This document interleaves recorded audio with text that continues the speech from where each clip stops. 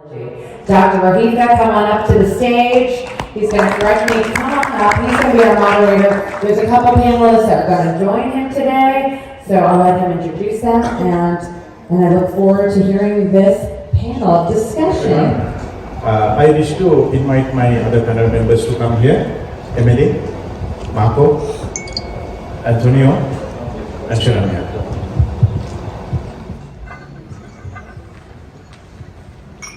This is the topic. My name is Antonio, and I'm the CEO and founder of Quest and Breadcrumb.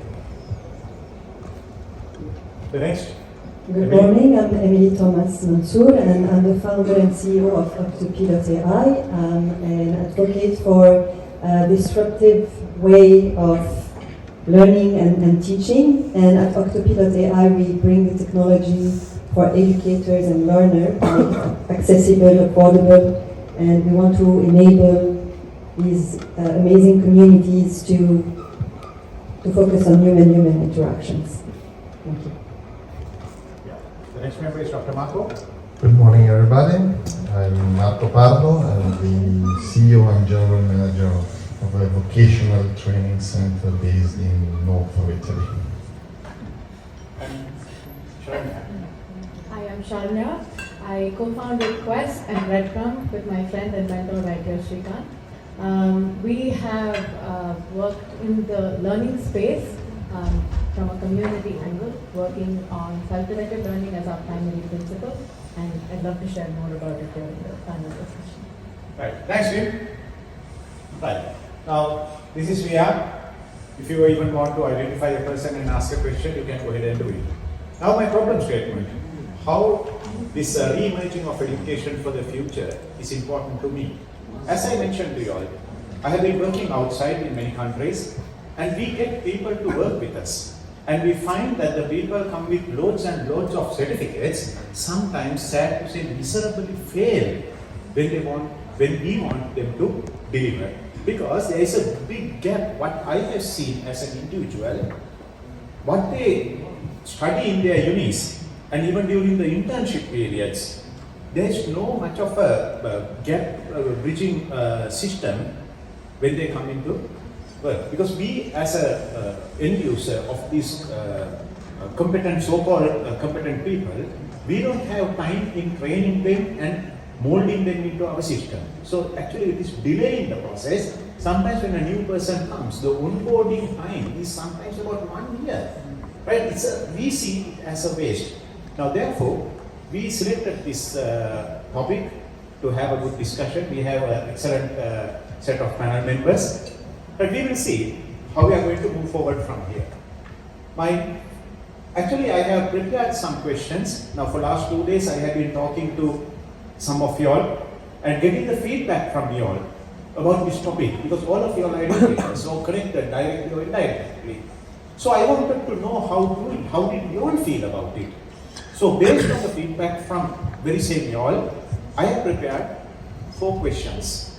Right? First one goes to Dr. Antonio.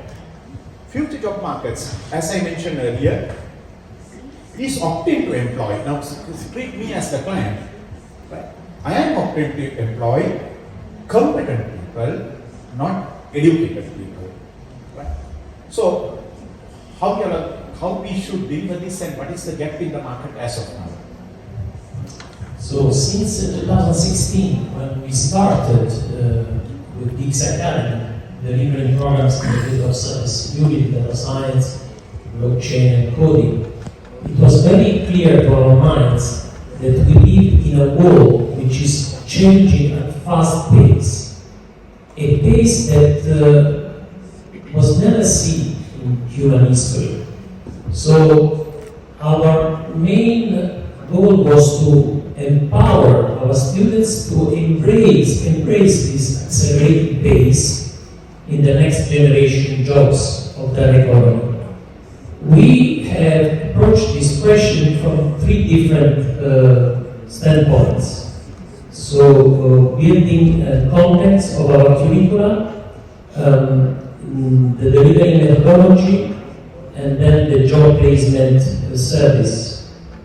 Coming to the contents, we built our curricula together with the companies. We asked them, what are your needs? What skills do they have to possess your workforce? And together we created those curricula. But then that's not enough, because as we said, technology, digital revolution is going very quick, so we have to keep the pace. So we decided, together with the advisory board that we created, whose members are the CEO of partnering companies, we decided to upgrade at least 20% of the contents every 6 months. This is the only way we can empower our students to be successful later on in the working world. Then we have delivery methodology. We started training people with the, let's say, traditional model of brick-and-mortar classrooms. Then came pandemic. I mean, since the beginning we had a blended approach, hybrid formula, so online and offline. 80% was offline, 20% was online.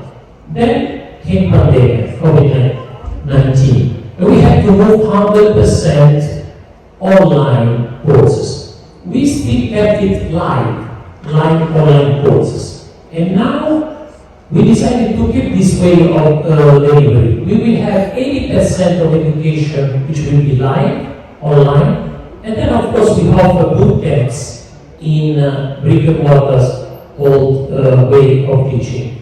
Still, the fact that we deliver programs live online doesn't mean that we can have packed classrooms, up to 30, 40 people. So we created certain standards, maximum 12 students per class. That's very important. It's even more important now that we deliver live online.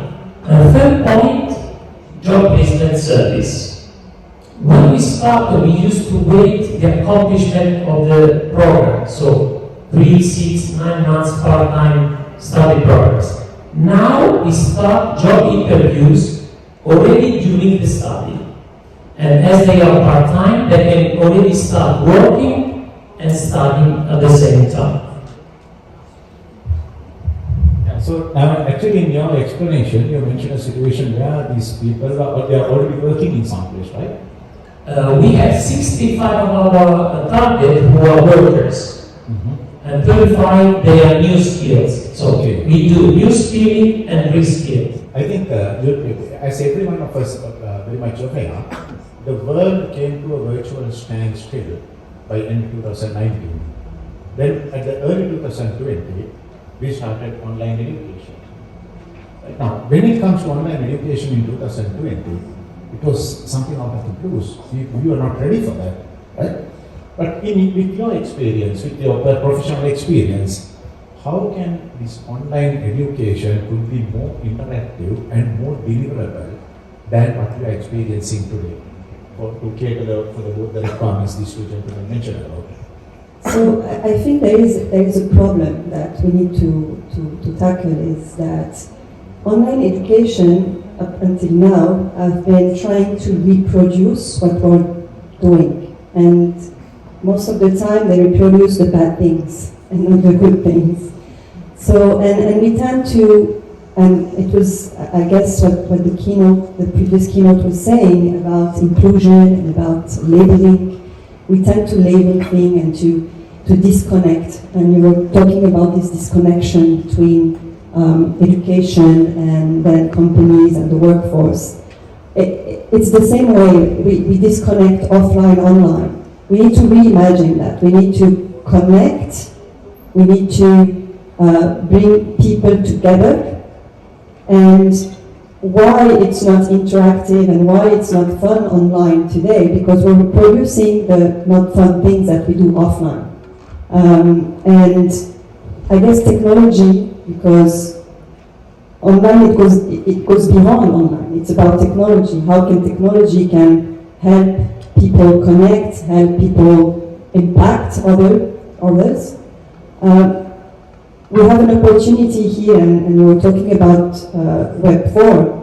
that's coming much faster than we imagine. Maybe next year it will be education 3.0 and not education 2.0. Education technologies need to be enablers. We need to enable these communities to come together and not keep disconnected. So it's not a question of offline, online. It's not a question of education on one side and work on the other side. As educators, as technologists, we also need to go and meet our learning communities. And where do they spend time today? They spend time on social media. They spend time on the metaverse. They spend time on many different platforms that we see as evil, and maybe we refuse to work together with this platform and to bring ourselves there. So as technologists, as online, our role as well is to break these walls between all these communities and bring them together, understand how it works, understand how the future of technology, because it's happening fast. It's not only about content, it's about going and see what's happening out there and enable educators to get equipped, to get relevant when they go and meet their communities or already spending time there. So instead of focusing mainly on content, we should focus on enablement, breaking the walls between these different labels. It's about equipping educators to go and meet the learners where they are, and not in a way where we need to teach them something, but a way when we need to connect with them, to focus on these human-human relationships. So I guess when we talk about online education, this is really for us, what we need to do is to think of a new paradigm and not necessarily trying to fix a content here or trying to fix, trying to add some gamification, for example, because we think that, okay, if they're going to enjoy it, maybe if we think of ways to play online, they will enjoy it more. It's not enough. We really need to go and meet our communities and connect on a deeper level. Thank you. Dr. Marco, how now, he's mentioning about conducting sessions and getting the students to get the acquire the required knowledge through certain sources. How the business community can help this model? What is the role? Because actually for me personally, my own experience, the university students getting their internship in a metal factory or somewhere, then coming and working in a different environment totally. So is there any possibility of getting these people to do the internship also in a place where they're supposed to go in the future or something like that? How the business can help them? Yeah, as Antonio mentioned, the connection with company and the business community is very important in the future of education, I think. But before going deep into the question, let's set the framework. And the main goals of an education system is, I think, there are two main goals. The first one is to prepare students to actively participate to, let's say, robust democracy. And the second goal is to ensure them to be successful in the global economy. So two great goals to achieve, difficult goals to achieve. And the system now is cracked. There are some problems, and if we don't redesign it with the business community, I think it will break up. And I just give you two data about the Italian situation, but I think it's the same situation all over the world. In Italy, we have, let's say, lack of alignment between job offers and skills. We have, let's say, between 35% and 40% of young people unemployed. But on the other side, we have, let's say, 100,000 job offer without answers. And this mismatch between skills and offer is a great problem. And if we don't fix it, in the future, we will have a lot of other problems. And the other track I would like to share with you is in Italy we have 18% of young people under 29 that are not in education are not working, and that's a great rate we have to fix. So the future is now changing fast. We are in industry 4.0, focusing on AI, machine learning. So the future will be more technological, more automated, and the future will be probably more human, because creativity will be one of the main aspects to solve many challenges we have in our society. So with this framework, I think we have 4 points to focus on to change the educational system, and in each point the company are involved. I think the first one is lifelong learning.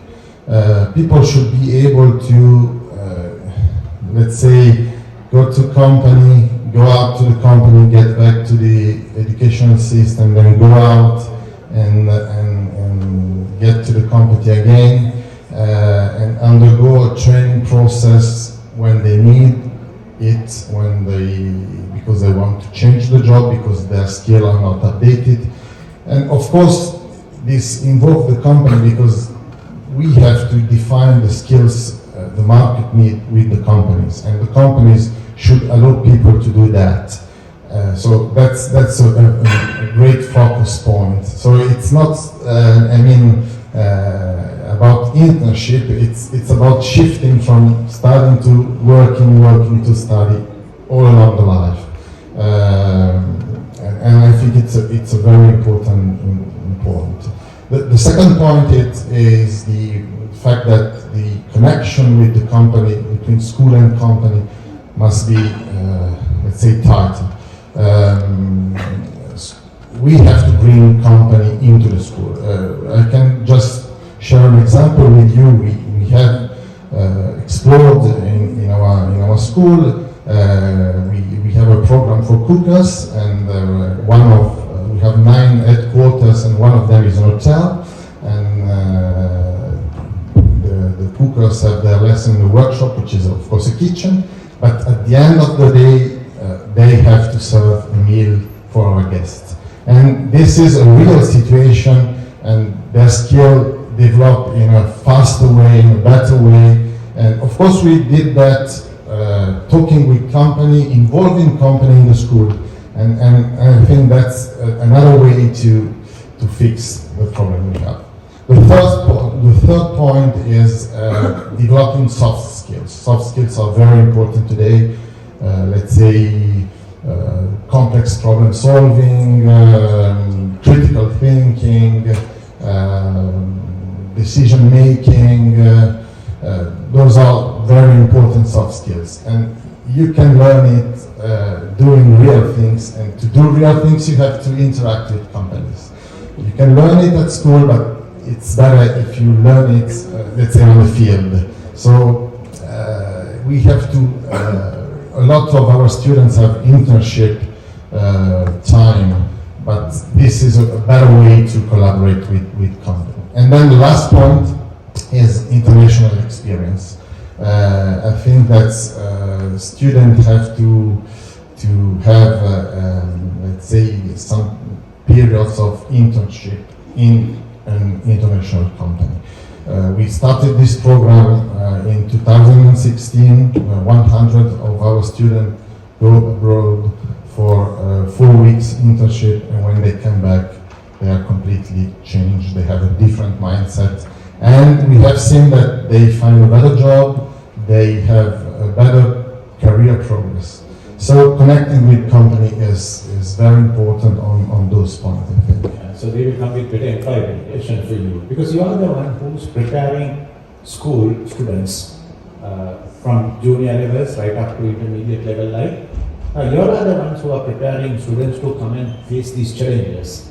So now in your one, are you using in your opinion, are we using the right tool to enable students to come and meet the challenges these our other panel members are mentioning about? Is it we are in the right track, or is there any change to be done to enable students to be more productive and more efficient once they come up to these levels? So, one question that I have for everybody is, do we see education and learning as two different things? And do you see it as a system that each country, each university, whatever it is, has created, where you go from one bubble to another? But if you look at learning, it's a much more bigger umbrella term, and most of us talk about lifelong learning, right? So I can tell you a bit from the experience we've had in terms of helping really young children right from when they're 4 to look at learning as something that they just do all the time. So if you fill a water bottle, are you learning something? Can you be more efficient? So the minute you start looking at everything that you do as something you can get better at, something that is skill development, all of those little things that you've done makes you unique, right? If each of us look back at our journey where we are today and probably 10 years back and even further, I don't think we planned everything to come to this point, right? A lot of the dots that we connect today is just that each of those moments have taken us a step further. And with Quest, which is our learning center back home, we try and provide these opportunities for children. So the idea is to help them meet experts in the field who, if you're a graphic designer, then can you come and just talk about your work to children? You don't need to be the best teacher, you don't need to have a degree in teaching, but just that 1 hour talking about your work, maybe taking them to your studio, showing them what it's like, is a huge opportunity for the child and really opens up a lot of doors. So for us, it's connecting these experts, whether it's them coming to our center or us taking children out. We try and break these bubbles as much as possible, so it's not something that's isolated. It's not, Quest is separate and you go there, you learn, and then you come out and you have after school classes, and then you need to eventually find a job, and there is a gap between the two, right? So the more we enable children to see that pretty much everything that an adult does is something they can try and do, maybe in a smaller way, the gap sort of automatically reduces. And while this is not something we can do outside the system, it's something that we create as a habit in the children, which we do through our digital platform, Breadcrumb. So many of you would have heard the term Kanban board, right? It's a very nice way to organize your work. So for a 4-year-old, they organize their day and their schedule using a Kanban board on our app, and they journal their learning. So eventually you have like a portfolio of everything you've been learning from when you were 4 all the way to 18, and you can actually look back and see those dots, right? So if you look at everything that you've done from when you started art, like you were exploring art, and you probably got really good at it, then you decided to explore charcoal as a medium, and that took you further. You met an expert, you went to studios. All these little things become the milestones that shapes that child, and as an adult you become a lot more confident because you know exactly what you're getting into. You're not like, I remember when I had to interview for my first job, I studied a lot of things. I had done my master's in psychology, I had done a distance education in MBA, and I had done all of this in theory, but when it comes to practice, you're really scared. You don't know what the questions are going to be, what your interview is going to be like, and you have to learn on the job. But if you're confident that you can learn and you can change and you're malleable, then I think that enables you that much better. So in terms of just bridging that gap, I feel like one is to make them feel like it's not something that's a big scary world, but little bits of it could stitch your own perception. So I do see that the future is in trying to get, and in fact so many adults reach out to us ever since we started this program, saying I would love to come and talk about negotiation skills. I would love to come and talk about interest in entomology. And these are not things that you typically see in a school subject, right? You see science, you see social studies and so on, but you don't see specific things that children are interested in. And we love the fact that we're the learning hub that's connecting people as experts, learning centers, and our own, force that's working to connect these dots as facilitators, as mentors. And it's really just like Emily spoke, it's a community that needs to learn together and enable and empower the next generation, rather than say, I'm sorry, but do school, finish it, and one fine day you have this scary exam that's going to be an interview, and maybe you get a job, 20,000 people are applying for it, 200 people are going to get, so all the best. So we just want to be able to say 200 jobs are available and there are 2,000 people helping you to get that job. So, let's work on this together. Yeah, that's lovely. And also I'm having another question which came in. While we are going through this all competency development, online training programs, creating or making people to come and grab a job, how human are they going to be in the market afterwards? This is a huge problem that I have seen. The people within the last 2 to 3 years, they went and grabbed their laptops, mobile equipment and everything, they got hooked onto them. That includes my children also. I see there is a big difference between my daughter who was 100% on online during the COVID period with my son who was not at that time. Right now, this question, are we going to prepare mechanical people for the future or robots or zombies for the future? How we are going to get through that hurdle? Thank you for the question. I think we must not be afraid of these rapid technological changes we are facing and we are going to face in the next months and next years. I bring an example. In the field of education, there will be an important and major role played by those metaverse technologies. I was 2 weeks ago here in Dubai in a 3-day conference about metaverse. And there was an educator from Africa who, in a panel, he mentioned the potential of the adoption of metaverse in the field of education. It would enrich the offer, it would be very inclusive, it would solve the problem of distances, for example, in Africa. So we really have to embrace technology with a feeling of optimism, because it will enable us to be even more inclusive towards targets of people that nowadays cannot beneficiate of training and education. Yeah, I totally agree with you, and we need to embrace as well this decentralization. So we got the decentralization of content. Now we have technology that is allowing us to decouple institutions from their students or their educators. We have this decentralization in terms of understanding that learning can happen anywhere, anytime. It's a lifelong process, it never stops. And as you said, technology, we have an opportunity today of making the best out of this technology, so we get more freedom and we get more impact. When we're more free, we can really, as educators and as learners, we can really change things and we can really connect. And people are already on these communities. I know an educator, when COVID started, he went on Discord to find his students. And the student was so happy that their teacher was on Discord with them, and it made the thing fun. So you were asking about how can we make online education fun? Go and meet your communities where they are. The students enjoyed it so much. Thanks. Yes? Yeah, I agree too. Just another thing, the education sector is the sector with less innovation in the world. I mean, we still do class as we did 50 years ago, people sitting in a room, teacher speaking. So we need to use technology to change that framework. And I think we have understood during the pandemic that we can do that, and it will be impacting how we will teach. So I think Yeah. it will be good. Okay. Sharanya is waiting. Yeah. I just want to add one small thing.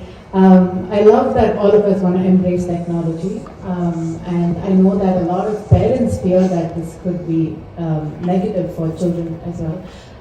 But so one thing I do see that's evolved very rapidly is when we were all in school, technology was something we had to learn about, like how do you use a computer. But children today are born with, I have complete sense of using an iPad, the touch interface, and three finger swipe and so on. So it's not anymore about how do you use technology, but rather how do you safely navigate technology. So the conversation while we talk about new technology that's evolving is also about how do you safely navigate and what do you do when you feel unsafe in this space. Right, okay. Thanks a lot. And anyway, she said current children, they know everything. It's quite obvious because many of the moms were on pad while during their entire pregnancy. So maybe that influenced the child also even before the child was born. Right? Okay. Anyway, I'm thinking of giving you all the time to ask any questions if you all have. My learned panel members are waiting. You can actually direct the question to the exact person and ask it. I love that, Doctor. Give him a round of applause. Really great panelist. I want to let you know, of course, I'd love to give you lots of time. I want to keep you up here.